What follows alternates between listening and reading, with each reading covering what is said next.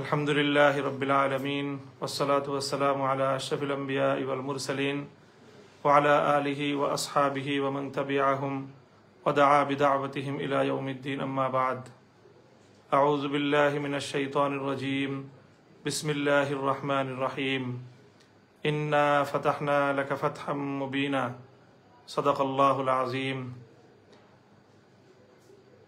প্রিয় দেশবাসী, বাংলাদেশের সর্বস্তরের সকল জনগণ, সর্বশ্রেণীর সকল পেশার মানুষকে সর্বপ্রথম আমি স্বাগত জানাচ্ছি, অভিনন্দন জানাচ্ছি। আজকে একটি ঐতিহাসিক দিবস, 2024 সালের 5ই আগস্ট। বাংলাদেশের মানুষের জন্য ফ্যাসিবাদ মুক্তি এবং জুলুম ও শোষণের পিঞ্জর থেকে মুক্তির একটি ঐতিহাসিক স্বাধীনতার দিবস আজ। অনাগত কাল পর্যন্ত বাংলাদেশের মানুষ দ্বিতীয় স্বাধীনতা দিবস হিসেবে স্মরণ করবে ঐতিহাসিক 5ই আগস্টকে। অনেক ত্যাগ তিতিক্ষা, অনেক রক্তের নজরানা, অনেক শ্রম, অনেক মায়ের চোখের অশ্রু, অনেক বোনের আহাজারি, গগন বিদারী অনেক কান্নার পর কাঙ্ক্ষিত এই মুক্তির স্বাদ আজ আমাদের দেশবাসী উপভোগ করছে। এই আনন্দঘন মুহূর্তে সর্বপ্রথম আমি শুকরিয়া আদায় করছি আরশের মালিক মহান রব্বুল আলামিন, আল্লাহ পাক রব্বুল আলামিনের, যিনি আমাদের জাতীয় জীবনে এমন একটি আনন্দঘন সময়ের অবতারণা করেছেন, সৃষ্টি করেছেন। লাকাল হামদু ইয়া আল্লাহ ওয়া লাকাশ শুকরু ইয়া আল্লাহ। এরপরে আমি শুকরিয়া আদায় করছি, কৃতজ্ঞতা জ্ঞাপন করছি দীর্ঘ 16 বছরের এই ফ্যাসিবাদ বিরোধী আন্দোলন এবং সংগ্রামে যাদের আত্মত্যাগ রয়েছে, বিভিন্ন বিরোধী দলীয় নেতাকর্মী যারা অপরিসীম ত্যাগ এবং আত্মত্যাগ, বিভিন্ন জুলুম এবং নির্যাতনের শিকার হয়েও তারা যেভাবে ইস্পাত কঠিন দৃঢ়তা নিয়ে এই ফ্যাসিবাদের বিরুদ্ধে তাদের সংগ্রামকে অব্যাহত রেখেছেন, তাদের সকলকে, বিশেষত যারা এই সময়টায় গুম খুন সহ নানা নিপীড়নের শিকার হয়েছেন, সেই সকল মানুষগুলোকে আমরা স্মরণ করছি। গুম খুনের শিকার হওয়া আমাদের সেই সকল ভাই বোনদেরকে আমরা স্মরণ করছি, যাদেরকে বিগত 16 বছরে আমরা হারিয়েছি। বিরোধী দলীয় নেতাকর্মী, বিএনপি, জামায়াতে ইসলামী এবং বিশেষ করে হেফাজতে ইসলাম সহ বাংলাদেশের ভিন্ন মতাবলম্বী মানুষের উপর, জনতার উপর ফ্যাসিবাদের যে ভয়াল আক্রমণ এ দেশবাসী প্রত্যক্ষ করেছে, বাংলাদেশের ইতিহাসে এই 16টি বছর কালো অধ্যায় হিসেবে বিবেচিত হবে। এই সময়টায় যারা এহেন নিপীড়ন এবং জুলুমের শিকার হয়েছেন, অনেক মানুষ পঙ্গুত্ব বরণ করেছেন, অনেক মা তার সন্তানকে হারিয়ে আজও পর্যন্ত পথের পানে চেয়ে থাকেন, গুম হওয়া সন্তান বুঝে আবার ফিরে আসবে।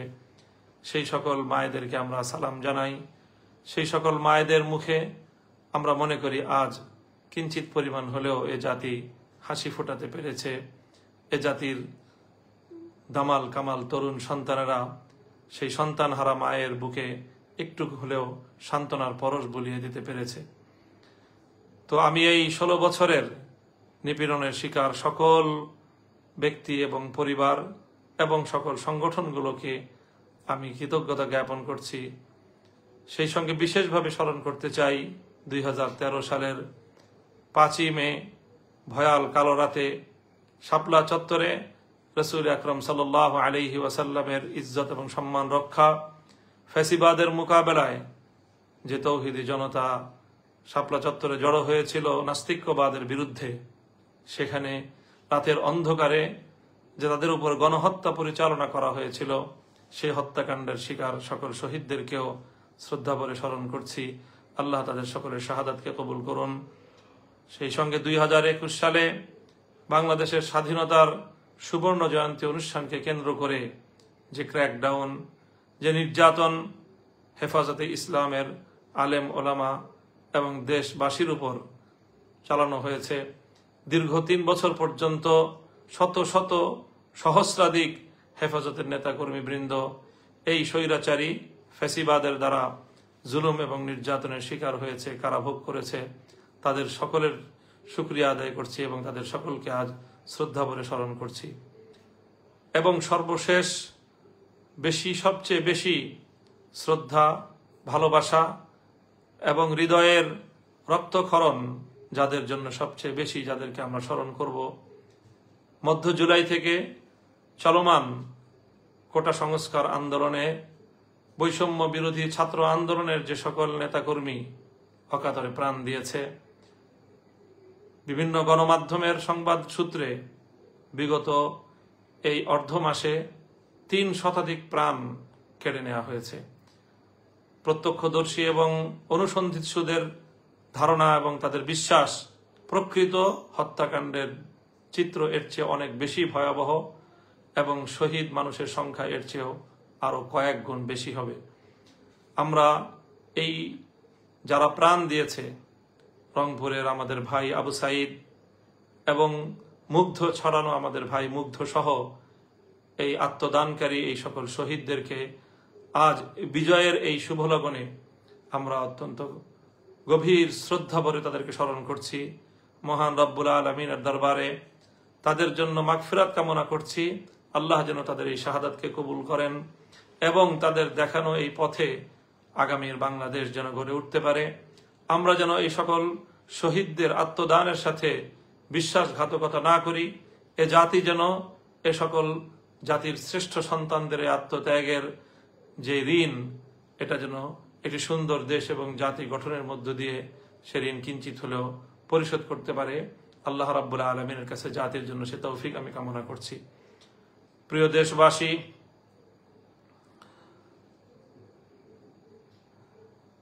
এই আন্দোলনে দেশের সকল ছাত্র জনতা যেভাবে সম্পৃক্ত ছিল, পাবলিক বিশ্ববিদ্যালয়, প্রাইভেট বিশ্ববিদ্যালয়, কলেজ, স্কুল লেভেল সহ এই সকল শিক্ষা প্রতিষ্ঠানের ছাত্রছাত্রীরা যেভাবে তারা জীবনের মায়া ত্যাগ করে সত্যকে প্রতিষ্ঠার জন্য, বৈষম্যকে উৎখাত করে একটি ন্যায় ও সাম্যপূর্ণ জাতি গঠনের লক্ষ্যে তারা যেভাবে মাঠে নেমে এসেছিল, আমার এই স্কুল, কলেজ, বিশ্ববিদ্যালয় পড়ুয়া শিক্ষার্থীদের সাথে কাঁধে কাঁধ মিলিয়ে আমাদের বাংলাদেশের টেকনাফ থেকে তেতুলিয়া পর্যন্ত মাদ্রাসা শিক্ষার্থীরাও তাদের ভাইদের সাথে সংহতি প্রকাশ করে তারা মাঠে ময়দানে ভূমিকা পালন করেছে। এবং বিশেষত আন্দোলনের শেষাংশে বাংলাদেশের সকল মাদ্রাসাগুলো থেকে ছাত্র জনতা বাঁধ ভাঙ্গা জোয়ারের মতো তারা মাঠে নেমে এসেছে।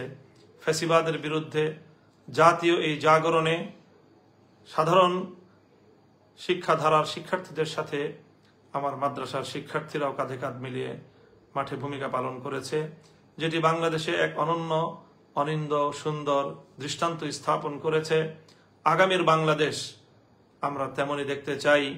সকল ভেদাভেদ ভুলে গিয়ে শিক্ষা এবং ধর্মীয় অঙ্গনের এই যে সীমারেখা, এই যে একটি দেয়াল, এই দেয়ালকে অতিক্রম করে গোটা জাতির জন্য সম্মিলিতভাবে একটি আগামী প্রজন্ম আমরা গড়ে তুলব, যারা এই দেশটাকে আমাদের পূর্বসূরীদের স্বপ্নের বাংলাদেশ হিসেবে গড়ে তুলবে। সেই প্রত্যাশা আজকের এই শুভ লগনে আমি ব্যক্ত করছি এবং আগামীর সেই বাংলাদেশ গড়ার জন্য সকল শিক্ষার্থীদের প্রতি আমি উদাত্ত আহ্বান জানাচ্ছি। আল্লাহ রাব্বুল আলামিনের দরবারে তাদের জন্য সেই তৌফিক কামনা করছি। প্রিয় দেশবাসী, আজ দীর্ঘ একটি আন্দোলন এবং সংগ্রামের পরে বৈষম্য বিরোধী ছাত্র আন্দোলনের সমন্বয়কদের তাদেরও প্রশংসা করতে হয়। তাদের প্রতি অকুণ্ঠ চিত্তে কৃতজ্ঞতা প্রকাশ করছি। তারা অত্যন্ত দক্ষতার সাথে, সাহসিকতার সাথে, আস্থা এবং সমন্বয়ের সাথে যেভাবে গোটা জাতিকে তারা নেতৃত্ব দিয়েছে। সত্যিকার অর্থেই বলতে হয় যে সাবাস বাংলাদেশ, এ পৃথিবী অবাক তাকিয়ে রয়। আমাদের তরুণ যুব প্রজন্ম, ছাত্র নেতৃত্ব আগামী দিনের তারা জাতীয় নেতৃবৃন্দকে একটি উত্তম দৃষ্টান্ত উপস্থাপন করে দেখিয়েছে কিভাবে একটি জাতিকে পরিচালনা করতে হয়, কিভাবে একটি বিপ্লবকে পর্যায়ক্রমে সাফল্যের দুয়ারে উপনীত করতে হয়, চূড়ান্ত সফলতা কিভাবে ঘরে তুলতে হয়, এবং সেজন্য যে ত্যাগ এবং কোরবানি স্বীকার করতে হয়, সেজন্যে জালিমের রক্তে চক্ষুকে কিভাবে উপেক্ষা করতে হয়, সেভাবে কিভাবে রিমান্ডে নির্যাতনের মুখেও অকুত ভয় এবং স্থির থাকতে হয়, অটল এবং অবিচল থাকতে হয়। বৈষম্য বিরোধী ছাত্র আন্দোলনের সমন্বয়ক বৃন্দ জাতির সামনে তার একটি উজ্জ্বল দৃষ্টান্ত স্থাপন করেছে। আগামী দিনে তাদের এই দৃষ্টান্ত যে কোনো নেতৃত্বের জন্য একটি মাইল ফলক, অনুসরণীয় দৃষ্টান্ত হিসেবে কাজ করবে। সেজন্য আমি বৈষম্য বিরোধী ছাত্র আন্দোলনের সকল সমন্বয়ক বৃন্দদেরকেও আমি আমার ব্যক্তিগত এবং আমার অঙ্গনের পক্ষ থেকে, আমাদের হেফাজতে ইসলামের পক্ষ থেকে তাদের শুকরিয়া জ্ঞাপন করছি। হেফাজতে ইসলামের আমির, অশীতিপর আলেমে দ্বীন, বাংলাদেশের অবিসংবাদিত রাহবার আল্লামা মুহিবুল্লাহ বাবু নগরী যেভাবে তিনি আমাদেরকে এবং জাতিকে, আমাদের এই কোমল প্রাণ, কোমলমতি এ সকল শিক্ষার্থীদের এই ন্যায্য আন্দোলনের পথে সহযোগিতা করবার জন্য উৎসাহিত করেছেন, নির্দেশনা দিয়েছেন এবং আমাদেরকে মাঠে ময়দানে ভূমিকা পালন করার জন্য তিনি আমাদেরকে নির্দেশ প্রদান করেছেন। সেজন্য আমির হেফাজত সহ হেফাজত নেতৃবৃন্দকেও আমরা শুকরিয়া জ্ঞাপন করছি। অন্যান্য ইসলামী অঙ্গনের অনেকে, ইসলামী আন্দোলন বাংলাদেশের নেতৃবৃন্দ এক্ষেত্রে অগ্রণী ভূমিকা পালন করেছেন। আমরা তাদেরও জাতির পক্ষ থেকে শুকরিয়া আদায় করছি। অনেক ত্যাগ এবং কোরবানির পর সর্বশেষ আজ 5ই আগস্ট জাতির সেই বহু কাঙ্ক্ষিত বিজয়ের দিনটি এলো। অত্যন্ত দুঃখ এবং ভারাক্রান্ত হৃদয় নিয়ে বলতে হয়, এই দিবসের চূড়ান্ত বিজয় আসার ঠিক পূর্ব মুহূর্তেও গতকালকে যে অনাকাঙ্ক্ষিত আরো প্রায় শতাধিক প্রাণহানির যে ঘটনা ঘটল, এ ঘটনা আসলেই না ঘটালেও চলতো। যারা ক্ষমতার মসনদকে আঁকড়ে ধরে রাখার যে এক জেদ, যে জেদ মানুষকে কোন পর্যন্ত তার অধোগতি হতে পারে, কোথায় পর্যন্ত তাকে নিচে নিয়ে নামাতে পারে, আমাদের এই সদ্য বিদায়ী ফ্যাসিবাদী স্বৈর শাসকের পতন থেকে আমরা মনে করব যে আগামী দিনের শাসকবর্গ শিক্ষা গ্রহণ করবে। তাদের জন্য এর চেয়ে অনেক উত্তম পথ খোলা ছিল। জাতির কাছে তারা যদি আত্মসমর্পণ করত, সময় থাকতে তারা যদি জাতির প্রাণহানির আত্মঘাতী পথে পা না বাড়িয়ে যদি জাতির সাথে, জাতির আগামী দিনের তরুণ সন্তানদের সাথে যদি তারা সমন্বয় এবং তাদের কাছে যদি তারা আত্মসমর্পণ করার একটু মানসিকতা লালন করত, তাহলে আজ তাদের এই করুণ পরিণাম বরণ করতে হতো না। আমি আগামী দিনের রাষ্ট্রনায়ক নেতৃবর্গকে এই পতনের করুণ ইতিহাস থেকে শিক্ষা গ্রহণ করার জন্য সকলের প্রতি উদাত্ত আহ্বান রাখছি। প্রিয় দেশবাসী, আজ যখন স্বৈরশাসীর পতনের বিদায় ঘণ্টা বেজে গেল, এদেশের মানুষ স্বতঃস্ফূর্তভাবে কিভাবে তাদের যে ক্ষোভের বহিঃপ্রকাশ ঘটিয়েছে, গণভবন থেকে প্রধানমন্ত্রীর কার্যালয়ের প্রতিটি ইঞ্চিতে এদেশের মানুষ দীর্ঘ 16 বছর পর যেন তাদের মালিকানার অধিকার ফিরে পেয়েছে। বাঁধ ভাঙ্গা উচ্ছ্বাস এবং বিজয় উল্লাসে আজকের রাজধানী ঢাকা সহ গোটা বাংলাদেশের এই চিত্র বাংলাদেশের মানুষের জন্য আল্লাহ রাব্বুল আলামিনের পক্ষ থেকে এক মহান নিয়ামত এবং আল্লাহর পক্ষ থেকে অনেক বড় একটি কৃপা এবং রহমত হিসেবে আমরা বিবেচনা করছি। আল্লাহ রাব্বুল আলামিনের কাছে গোটা দেশবাসীকে আমি এই মহান বিজয় উপহার দেওয়ার জন্য শুকরিয়া আদায় করতে গোটা দেশবাসীর প্রতি আমি আহ্বান জানাচ্ছি।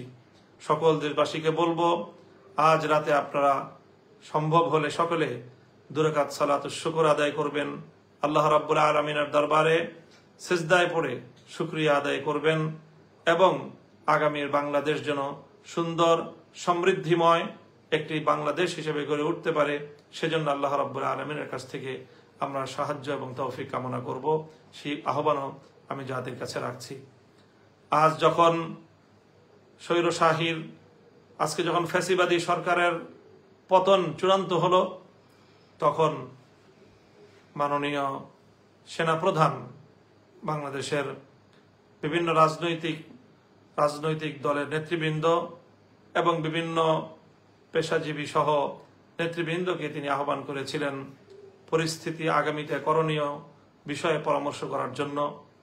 সেখানে অন্যান্যদের সঙ্গে আমিও আহত ছিলাম এবং সেনাপ্রধানকে আমরা পরামর্শ দিয়েছি। সেনাপ্রধান আমাদের পরামর্শ গ্রহণ করেছেন এবং তিনি জাতির উদ্দেশ্যে বক্তব্যের মাধ্যমে প্রধানমন্ত্রীর পদত্যাগের বিষয়টি নিশ্চিত করেছেন। সেই সঙ্গে আগামী দিনের কার্যক্রম পরিচালনার ক্ষেত্রেও তিনি আমাদের কাছে সহযোগিতা কামনা করেছেন। এরপরে আমরা সেনাপ্রধান সহ বঙ্গভবনে মহামান্য রাষ্ট্রপতির সঙ্গে সাক্ষাৎ করেছি এবং রাষ্ট্রপতির সঙ্গে বিভিন্ন পেশাজীবী এবং রাজনৈতিক নেতৃবৃন্দ সহ বিরোধী দলীয় সকল রাজনৈতিক নেতৃবৃন্দ সেখানে উপস্থিত ছিলেন, প্রতিনিধিবৃন্দ। মহামান্য রাষ্ট্রপতির সভাপতিত্বে বা তার নেতৃত্বে সেখানে বৈঠক অনুষ্ঠিত হয়েছে এবং আগামী দিনের জরুরি কিছু করণীয় বিষয়ে আমরা একমত হয়েছি। জাতির উদ্দেশ্যে সেই বিষয়গুলো ইতিমধ্যে আমরা বর্ণনা করেছি। আবারও বলছি যে সেখানে রাষ্ট্রপতি সহ 3 বাহিনীর প্রধান, সেনাবাহিনী, নৌবাহিনী এবং বিমান বাহিনীর প্রধান সহ সামরিক ঊর্ধ্বতন কর্মকর্তাগণ, বিএনপি, জামায়াতে ইসলামী, জাতীয় পার্টি সহ অন্যান্য দলের নেতৃবৃন্দ এবং সিভিল সোসাইটির নেতৃবর্গ সহ অনেকেই সেখানে উপস্থিত ছিলেন এবং বৈঠকের শেষাংশে বৈষম্য বিরোধী ছাত্র আন্দোলনের সমন্বয়ক বৃন্দ কয়েকজন সেখানে অংশগ্রহণ করেছেন।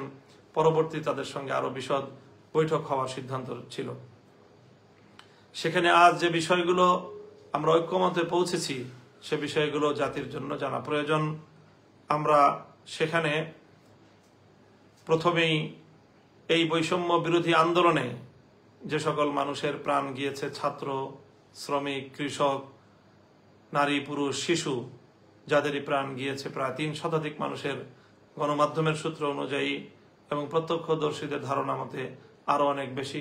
সেই সকল আত্মদানকারী সকল শহীদানের জন্য শোক প্রস্তাব গ্রহণ করা হয়েছে এবং তাদের রুহের মাগফিরাত কামনা করে দোয়া মোনাজাত পরিচালনা করা হয়েছে। সেখানে ঐক্যমত পোষণ করা হয়েছে। সেনাপ্রধান এবং রাষ্ট্রপতি আমাদেরকে আশ্বস্ত করেছেন যে এই সকল হতাহত এবং এই প্রাণহানি, জানমালের অপূরণীয় ক্ষয়ক্ষতির জন্য যারা দায়ী, সকলের উপযুক্ত বিচারের ব্যবস্থা করা হবে এবং কোনো অপরাধী পার পাবে না বলে তারা আমাদেরকে আশ্বস্ত করেছেন, কথা দিয়েছেন। আমরা তাদের কথার উপর আস্থা রাখতে চাই। তারপরে সেখানে আরেকটি সিদ্ধান্ত আমরা একমত হয়েছি আমরা যে দ্রুত সময়ের মধ্যে অন্তর্বর্তীকালীন একটি সরকার গঠন করা হবে। আমরা আশা করব যে সেটিও ইনশাআল্লাহ দ্রুত সময়ের মধ্যেই জাতির সামনে অন্তর্বর্তীকালীন সরকারের রূপরেখা সহ সকল বক্তব্য জাতির সামনে খোলাসা হয়ে যাবে। সেই সঙ্গে এ বিষয়ে একমত হয়েছেন। রাষ্ট্রপতি আশ্বস্ত করেছেন যে বাংলাদেশের সাবেক প্রধানমন্ত্রী বেগম খালেদা জিয়া সহ বৈষম্য বিরোধী আন্দোলন চলাকালে বিগত প্রায় জুলাই মাসের শুরু থেকে হালনাগাদ বিরোধী দলীয় রাজনৈতিক নেতৃবৃন্দ, নেতাকর্মী, ছাত্র নেতৃবৃন্দ এবং যে সকল নিরপরাধ মানুষকে নির্বিচারে ব্যাপক হারে গণগ্রেফতার করা হয়েছে গত 1 মাস যাবৎ, তাদের সকলকেই 2-1 দিনের মধ্যেই মুক্তির ব্যবস্থা গ্রহণ করা হবে। সেনাপ্রধান নিজে এ ব্যাপারে আশ্বস্ত করেছেন, রাষ্ট্রপতি নিজে দায়িত্ব গ্রহণ করেছেন। সেই সঙ্গে সবচেয়ে গুরুত্বের সঙ্গে যে বিষয়টিতে আমরা একমত হয়েছি সেটি হলো এই বিজয়কে যেন কেউ কলুষিত করতে না পারে, অভূতপূর্ব জনতার এই বিজয়কে যেন কেউ কলঙ্কিত করতে না পারে, অনাহত অনাকাঙ্ক্ষিত আর কোনো ঘটনা যেন আমাদের জাতীয় জীবনকে আমাদের আঘাত দিতে না পারে, সে বিষয়ে আমরা সকলেই সজাগ থাকব।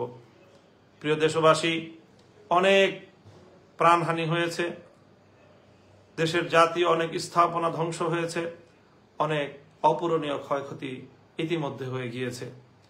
আর কোনো ক্ষয়ক্ষতির ভার বহন করার সক্ষমতা আমাদের এই বাংলাদেশের নেই। সুতরাং দেশবাসীর প্রতি উদাত্ত আহ্বান জানাবো আমি যে আমাদের সকলেরই এখন দায়িত্বশীল ভূমিকা পালন করতে হবে। কোনো প্রতিহিংসা চরিতার্থ করার জন্য কারো উপর আঘাত করা যাবে না, কারো জানমালের ক্ষয়ক্ষতি করা যাবে না। এ বিষয়ে আমাদের সকলকে সোচ্চার থাকতে হবে। বিশেষত আমি দেশের আলেম সমাজ, ইমাম সমাজকে আমি বিশেষভাবে আহ্বান জানাবো যে আপনারা এ ব্যাপারে সোচ্চার থাকবেন এবং আপনারা সক্রিয় ভূমিকা পালন করবেন। এই সময় এই অস্থিতিশীলতার সুযোগ নিয়ে একটি মহল দেশের মধ্যে নতুন করে অস্থিতিশীলতা সৃষ্টি করতে পারে, বাংলাদেশের ভাবমূর্তি ক্ষুণ্ণ করতে পারে, দেশের ইসলাম প্রিয় জনতাকে কলুষিত করার অপপ্রয়াস চালাতে পারে। নানা ধরনের সাবোটাজ এবং অন্তর্ঘাতমূলক বিভিন্ন কর্মকাণ্ডের মাধ্যমে দেশের ইসলামিক অঙ্গনকে তারা ঘায়েল করার অপচেষ্টা চালাতে পারে। এজন্য বিশেষ করে অন্যান্য ধর্মাবলম্বী সংখ্যালঘু যারা রয়েছেন তাদের ধর্মীয় উপাসনালয়গুলো এবং তাদের ব্যবসা প্রতিষ্ঠান, তাদের বাড়িঘর, তাদের সহায় সম্পদ, তাদের জানমালের প্রতি আমাদের সকলকে অত্যন্ত সতর্কতার সাথে দায়িত্বশীল ভূমিকা পালন করতে হবে, যেন কোনো একজন সংখ্যালঘুর উপর কোনো ধরনের আক্রমণ, তার জানমালের ন্যূনতম কোনো ক্ষয়ক্ষতি যেন কোনো দুষ্কৃতিকারী করতে না পারে। এ ব্যাপারে আমাদের সকলকে সোচ্চার এবং সজাগ থাকতে হবে। বিশেষত আজ রাত যেহেতু একটি সরকার পতন ঘটেছে, এই সময়টায় স্বাভাবিকভাবেই প্রশাসন এবং আইন শৃঙ্খলা রক্ষাকারী বাহিনীর মধ্যে একটি অস্থিরতা এবং একটি দুর্বলতা কাজ করবে। এই সুযোগে আজ রাতেই অনেক অঘটন ঘটে যেতে পারে। এই জন্য আমার বক্তব্য যারা শুনছেন তাদের সকলের প্রতি আমার উদাত্ত আহ্বান যে আজ রাত অন্তত আপনারা পাড়ায় পাড়ায়, মহল্লায় মহল্লায় এলাকাবাসীকে নিয়ে, মসজিদের মুসল্লিদেরকে নিয়ে আপনারা রাত্রি জাগরণ করুন। অবশিষ্ট রাতের শেষ প্রহর, রাতের আধারে কোনো অঘটন যেন কেউ ঘটাতে না পারে, সেজন্য আপনারা দায়িত্বশীল ভূমিকা, প্রহরার ভূমিকা আপনারা পালন করবেন। হিন্দুদের মন্দিরগুলো, প্যাগোডাগুলো এবং বৌদ্ধদের উপাসনালয়, অন্যান্য খ্রিস্টানদের উপাসনালয়, গির্জাগুলো, সেগুলো সহ তাদের সকল স্থাপনা, তাদের ব্যবসা প্রতিষ্ঠান, তাদের বাড়িঘর, এগুলোর প্রতি আমরা বিশেষভাবে পাহারাদারি করব, যাতে কোনো দুষ্কৃতিকারী এই সকল ক্ষেত্রে কোনো আঘাত করে, আক্রমণ করে দেশের মধ্যে যেন কোনো অস্থিতিশীলতা সৃষ্টি করতে না পারে, বিশ্ব দরবারে বাংলাদেশের ভাবমূর্তি যেন কোনোভাবেই ক্ষুণ্ণ করতে না পারে। সেই সঙ্গে আরেকটি বিষয় আমি বিশেষভাবে আন্দোলন সংগ্রামে সক্রিয় সকল ছাত্র জনতা এবং ধর্মপ্রাণ তৌহিদি জনতা, বিরোধী দলের সকল নেতাকর্মী, সকলের প্রতি আরেকটি বিষয়ও আমি উদাত্ত আহ্বান জানাই। আল্লাহ রাব্বুল আলামিন আমাদেরকে যে ঐতিহাসিক বিজয় দান করেছেন, ক্ষুদ্র ব্যক্তিগত প্রতিহিংসা চরিতার্থ করার জন্য আমরা এই মহান বিজয়কে কোনোভাবেই কলুষিত করার অপপ্রয়াস চালাবো না। এই বিজয়কে দেশের জন্য, জাতির জন্য একটি উত্তম এবং উন্নত ভবিষ্যৎ বিনির্মাণে আমরা উৎসর্গ করতে চাই। সেই হিসেবে কেউ ব্যক্তিগত রাজনৈতিক প্রতিহিংসা, রাজনৈতিক প্রতিপক্ষকে ঘায়েল করার মোক্ষম সুযোগ হিসেবে এটিকে কেউ ব্যবহার করার চেষ্টা করবেন না। সেই সঙ্গে আমরা আরেকটা কথাও বিশেষভাবে বলবো যে চলমান এই আন্দোলনে সরকারের নির্দেশ পালন করতে গিয়ে বা সরকারের বৈধ বা অবৈধ আনুগত্য করতে গিয়েও আইন শৃঙ্খলা রক্ষাকারী বাহিনী, বিশেষত পুলিশ বাহিনী অনেক ক্ষেত্রেই তারা জনতার উপর চড়াও হয়েছে। রাষ্ট্রীয় পেটোয়া বাহিনী হিসেবে মানুষের জানমালের অনেক ক্ষয়ক্ষতি করেছে এবং অনেক ক্ষেত্রে তারা সীমা লঙ্ঘন করেছে, এতে সন্দেহের কোনো অবকাশ নেই। কিন্তু মনে রাখতে হবে যে পুলিশ বাহিনী একটি বাংলাদেশের আইন শৃঙ্খলা রক্ষাকারী বাহিনী। তারা তৃণমূল পর্যায়ে দেশে আইন শৃঙ্খলা রক্ষা করে থাকে। এখানে যেরকম অপরাধী রয়েছে, ফ্যাসিবাদের পাঁচাটা গোলাম যেরকম রয়েছে, এখানে অনেক ভালো দেশপ্রেমিক, মানুষের জন্য কল্যাণকামী অনেক পুলিশ ভাইরাও সেখানে রয়েছেন। কাজেই তাদের কাউকে একজনকে আরেকজন থেকে আমরা আলাদা করে পুলিশের ইউনিফর্ম দেখে আলাদা করে পরিচয় করার, পরিচিত করার, চেনার কোনো উপায় নেই। কাজেই এই সময়ে সেই আমাদের ক্ষোভগুলোর কারণে নির্বিচারে কোনো পুলিশের উপর, থানার উপর হামলা করার যে সকল দুঃখজনক ঘটনাগুলো ঘটছে, এ বিষয়েও আমি দেশবাসীর প্রতি সংযমী ভূমিকা পালন করার উদাত্ত আহ্বান জানাচ্ছি যে আপনারা এই ধরনের আর কোনো থানায় আক্রমণ ঘটানোর মতো দুঃখজনক বেআইনি কার্যক্রম আপনারা কেউ করবেন না। আইন নিজের হাতে তুলে নেবেন না। দেশ সেক্ষেত্রে বড় ধরনের হুমকির সম্মুখীন হয়ে পড়বে। প্রিয় দেশবাসী, এই কথাগুলো আমি আপনাদের সম্মুখে উপস্থাপন করলাম আজকের ঐতিহাসিক লগনে আবারও বিগত 16 বছরের জুলুম শোষণের শিকার, নিরীহ, নিপীড়িত, নির্যাতিত বাংলাদেশের নারী, পুরুষ, আবার বৃদ্ধ বনিতার সকলকে শ্রদ্ধা ভরে স্মরণ করছি, যারা এই সময়টায় দুনিয়া থেকে বিদায় গ্রহণ করেছেন। বিশেষ করে আমাদের হেফাজতে ইসলামের মরহুম আমির আল্লামা আহমদ শফি, আল্লামা জুনায়েদ বাবু নগরী, আল্লামা নূর হোসেন কাসেমি মহাসচিব, আল্লামা নুরুল ইসলাম মহাসচিব, যারা হেফাজতে ইসলামকে আজকের এই পর্যায়ে উপনীত করে আমাদের মাঝ থেকে বিদায় নিয়েছেন, তাদের রুহের মাগফিরাত কামনা করছি। আল্লাহ তাদেরকে জান্নাতের উঁচু মাকাম দান করুন। সেই সঙ্গে হেফাজতে ইসলামের সহ আলেম ওলামাদের মধ্যে যারা মূল ধারা থেকে বিচ্ছিন্ন হয়েছে, তাদেরকেও আমরা আহ্বান করব, এভাবে জাতির বিপক্ষে, আলেম সমাজের বিপক্ষে আমাদের আর কেউ যেন ভূমিকা পালন না করে। আজকের এই ঐতিহাসিক, এই অভূতপূর্ব বিজয়ের দিনে আমরা গোটা জাতির প্রতি অকুণ্ঠ চিত্তে তাদের প্রতি শ্রদ্ধা এবং শুকরিয়া জ্ঞাপন করছি। মহান আল্লাহ রাব্বুল আলামিনের দরবারে আবারও শুকরিয়া আদায় করছি এবং সকলকে আহ্বান জানাচ্ছি, আসুন আমরা সকলে হাতে হাত রাখি।